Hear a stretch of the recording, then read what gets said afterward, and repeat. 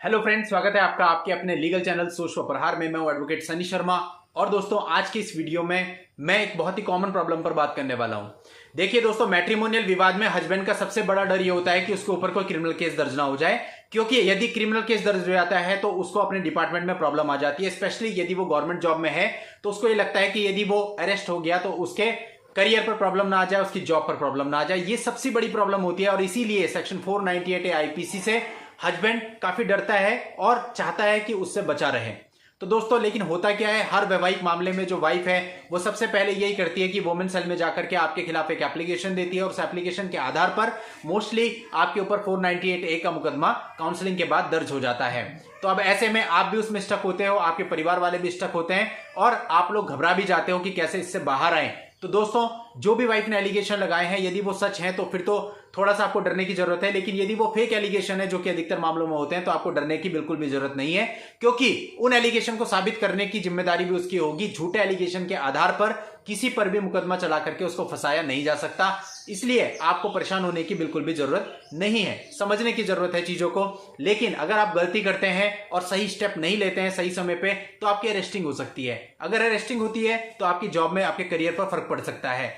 इसलिए दोस्तों, ऐसे मामले में आपको बहुत ही ध्यानपूर्वक चलना है और सारा जो भी आप स्टेप लेते हैं वो सोच समझ करके कदम उठाना है, तभी आगे बढ़ना है। ये सुनिश्चित करना है कि आपकी अरेस्टिंग ना हो और आपके जो भी घर वाले हैं वो अननेसेसरी उसमें इन्वॉल्व ना होने पाए।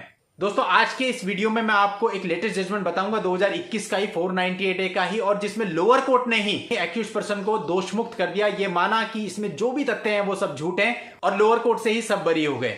अब दोस्तों, इस जजमेंट के बारे में आपको पूरी जानकारी आज की इस वीडियो में मिलेगी। स्टार्टिंग से एंड तक बने रहिएगा। अभी तक भी चैनल को सब्सक्राइब नहीं किया है तो चैनल को सब्सक्राइब करके नोटिफिकेशन बेल पर जरूर क्लिक कर लें, ताकि फ्यूचर में जब भी इस प्रकार की वीडियो मैं आप लोगों के लिए लेके आऊं उसकी जानकारी आपको सबसे पहले मिले।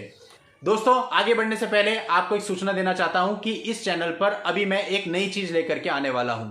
देखिए दोस्तों, लीगल चीजें तो हम समझते ही हैं कि अगर हम पे कोई मुकदमा हो गया हमें क्या करना है, कोई झूठा मुकदमा हो गया उसको हैंडल कैसे करना है, या बहुत सारी चीजें हमने इस चैनल पर आपके लिए दी हैं और आप लोगों ने समझी भी हैं और उनको माना भी है।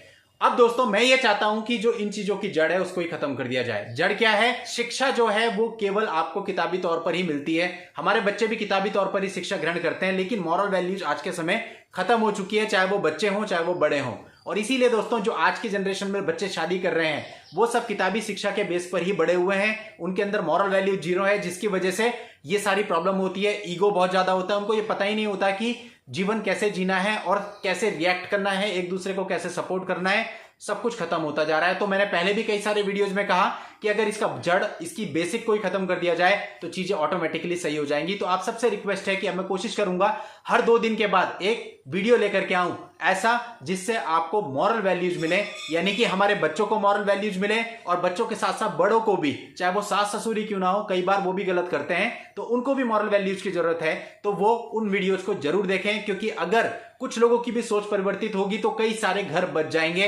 तो मेरी आपसे ये रिक्वेस्ट है कि लीगल वीडियोस तो आप लोग देखते ही हैं, उस वीडियोस को भी पूरा देखिए। जब आप लगातार देखेंगे, 1 बार 2 बार 3 बार, आपकी सोच में 100% फर्क पड़ेगा, चाहे आप पति हैं, पत्नी है या उसके घर वाले हैं। और अगर सोच में फर्क पड़ेगा तो ऑटोमेटिकली फिर चीजों में फर्क पड़ेगा और कुछ घर भी अगर उससे बच जाएं तो हमारे लिए बहुत बड़ी बात होगी। तो इसलिए दोस्तों, उन वीडियोज को आपको लीगल वीडियोज के साथ साथ पूरा देखना है, पूरा सपोर्ट करना है, क्योंकि वो वीडियोस लाने का मकसद आप ही के लिए है। आप ही के लिए वो वीडियो जाएंगी, तो अगर आप ही लोग नहीं देखेंगे तो फिर उसका फायदा कुछ नहीं है। फिर मैं भी कुछ समय के बाद बंद कर दूंगा लाना। लेकिन दोस्तों, ऐसा ना हो, आप उस वीडियोस को सपोर्ट कीजिए ताकि मैं और लगातार उस प्रकार के वीडियोज आप लोगों के लिए लाता रहूं और उसका फायदा आपको, हमारी आने वाली जनरेशन को, सबको मिलता रहे। अब दोस्तों, हम आज के जजमेंट पे आ जाते हैं। इसमें क्रियोलिटी के बेस पर 498A दर्ज करा दिया गया, यानी कि इसमें यह कहा गया कि हमारे साथ मेंटल और फिजिकल क्रियोलिटी होती है, तो उसके लिए 498A का मुकदमा दर्ज हो गया। अब दोस्तों, जब ये मुकदमा दर्ज हुआ तो एक्यूज पर्सन की गिरफ्तारी हुई। गिरफ्तारी के बाद उसने बेल ले ली। बेल के बाद कोर्ट में मुकदमा चला। एविडेंस की स्टेज पर जब एविडेंस की बात आई तो वो कुछ भी प्रोड्यूस नहीं कर पाए। कोर्ट ने यह माना कि भाई आप अपनी तरफ से अपने मुकदमे को साबित ही नहीं कर पा रहे हो। 313 के बयान हुए, वहां पे एक्यूज पर्सन ने सब कुछ डिनाई कर दिया कि ये जितना भी उसके ऊपर एलिगेशन लगाए गए हैं वो सारे झूठे हैं, उनमें सत्य कुछ भी नहीं है। कोर्ट ने जब सारी चीजों को देखा, समझा, तो ये माना कि 498A का जो इल्जाम है ये झूठा लगाया गया है और लोअर कोर्ट ने जो भी एक्यूज पर्सन थे उनको बाइज्जत बरी कर दिया, यानी कि दोषमुक्त कर दिया। तो दोस्तों ऐसा भी होता है, तो इसीलिए आपको डरना नहीं है। जरूरी नहीं होता आपको हाई कोर्ट जाके रिलीफ मिले। अगर लोअर कोर्ट में भी लोअर कोर्ट को ये पता चलता है कि आपके साथ गलत हो रहा है, आपके ऊपर गलत मुकदमा दर्ज किया गया है, तो आपको दोषमुक्त कर दिया जाता है। बस आपको सही तरीके से अपने मुकदमे को लड़ना होता है, हिम्मत नहीं हारनी होती है।